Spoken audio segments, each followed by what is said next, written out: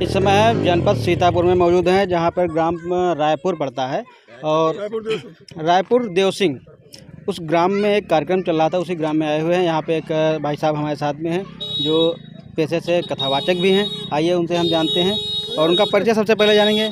जी मेरा नाम बौद्धाचार्य प्रदीप और मैं बुद्ध भीम कथावाचक, जिला सीतापुर से। प्रदीप जी, आप ये बताइए, कल का जो भगवान संत शिरोमणि रविदास जी का जो जन्म दिवस है, किस प्रकार से मनाया जा रहा है? ये जो रविदास जी की जयंती मनाई जा रही है, ये बहुजन समाज में नहीं बल्कि हर एक लोगों के दिलों में बसने वाले रविदास साहब थे।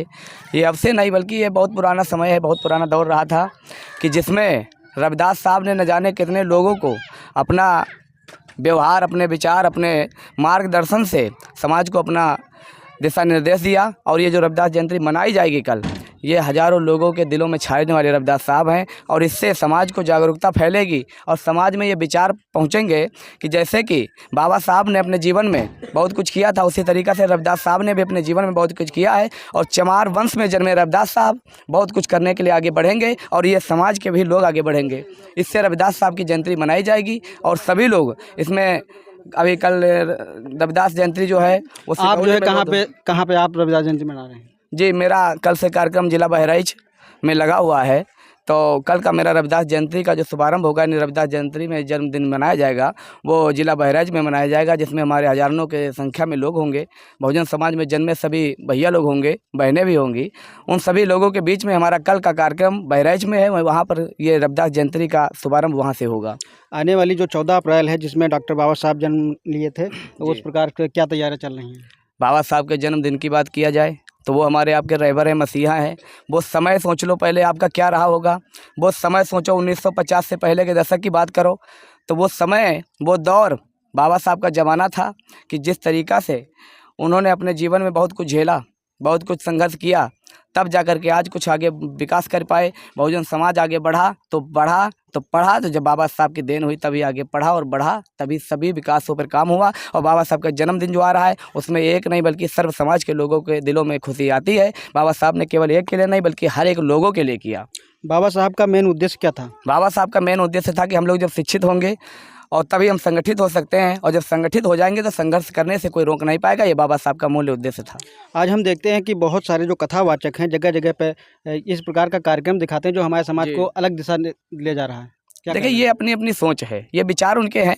हम लोग जैसे कुछ कहते हैं, अगर वो एक बात कहते हैं कि 10 भेड़ों में अगर एक शेर छोड़ दिया जाए तो उसकी कोई वैल्यू नहीं समझता है, नहीं समझेगा। तो वही दशा है आज के कथावाचकों की। ये समाज को लोग गुमराह कर रहे हैं, समाज को लोग चूतिया कर बना रहे हैं। जानते हो क्यों? हमने आए दिन अभी वीडियो दिखा रहा था भैया, उस पर एक वीडियो में हमने देखा कि लीलगाह की तरह एक जो नाच हो रहा है बुद्ध मंच पर। बुद्ध ने कहा है नाच गीत वादिक विशुद्ध विलेपन धारण बेरमणि शिक्षा बदंग समाधि में हमें बौद्धों में नाच कूद नहीं होना चाहिए।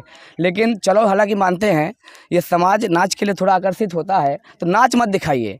आप ढोलक के द्वारा, अपनी वार्ता के द्वारा समाज आपको इसलिए बुलाती है कि कुछ अच्छा विकास, अच्छे विचार पहुंचे समाज में, इसीलिए तो बुलाती है। और आप अगर लीलगाह की तरह नाच कराओगे तो समाज में क्या विकास होगा बताओ?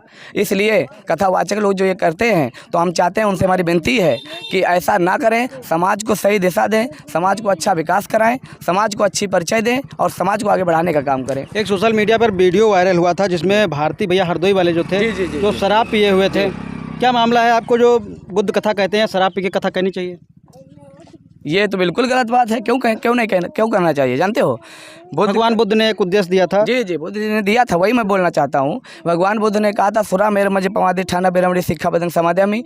कभी भी दारू, मछली, मांस मतलब ऐसी कोई इत्यादि मादक वस्तुओं का सेवन नहीं करना चाहिए, जिससे समाज में, अपने शरीर में कोई ऐसी सेवन चीज़ों को नहीं करना चाहिए जिससे हमें नुकसान हो, हमारे शरीर को दिक्कतें आए। लेकिन बुद्ध की कौन मानता है? कोई नहीं मानता है। आज से देखा जाए तो हजारों के आज जो यहाँ पे कार्यक्रम चल रहा था, उसी के कमेटी सदस्य जो यहाँ पे मौजूद है, उनसे वार्ता करने के लिए तैयार हैं। क्या नाम है आपका?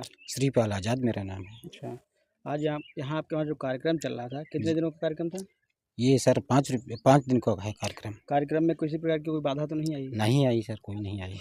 कैसा कार्यक्रम चल रहा है? बहुत अच्छा चल रहा है। कोई प्रकार का कोई कथावाचक इस प्रकार का नहीं था जिससे समाज में भ्रमता पैदा हो? नहीं, कोई नहीं। अच्छा, कल जो संत गुरु रविदास जी का जन्म दिवस है जी, किस प्रकार से आप लोग मना रहे हैं? हम उसमें जो है तो डोली बनाएं, पहले सुबह के टाइम में रविदास जी का जन्म देखेंगे, मनाएंगे। उसके बाद में उनको जो है तो डोली बनाएंगे, डोली में उनको बैठा करके पूरे राउंड भरे में उनको जो है जुलूस निकालेंगे। पूरे गांव में? हाँ पूरे गांव में निकालते हैं जी। जी। क्या कहना है लेखपाल साहब आपका? भैया इनती पूछ ली भाई। दादा जी सर, कौन है आप? नाम अपना परिचय दीजिए। मैं राजेश बौद्ध, जी। वरिष्ठ सदस्य। यहाँ के आप सदस्य हैं? जी हाँ, किस रविदास प्रकार से जयंती जो है समारोह कल जो है यहाँ पर जन्मोत्सव हम रविदास जी लोगों का मना रहे ये हैं, किस प्रकार से मनाएंगे? रविदास जी का जन्म बहुत लंबे समय से, लगभग 30 वर्षों से 2-2 रुपये लेकर के इसको मनाते थे। चंदा लेकर के सभी लोगों के सहयोग से गांव के लोग, सभी बिरादरी के लोग इसमें हमारे उसमें जुड़ते थे और इसको बढ़ाने के लिए उन्होंने धीरे धीरे करके यहाँ पर रविदास जी की ऐसी जो है, जो बुद्ध जी की कथा, बाबा साहब के जीवन के विचार, इस प्रकार की जो है चर्चाएं हमेशा हर साल होती रहती हैं रविदास जी की जयंती के उपलक्ष्य में। चाहे बुद्ध कथा हो, चाहे उनके धम्म चर्चा हो, इस प्रकार के उपदेश जो है बाबा साहब और रविदास जी के बारे में जो है बताया जाता है। यही हम लोगों की आगे बढ़ने की पूरी सोच है।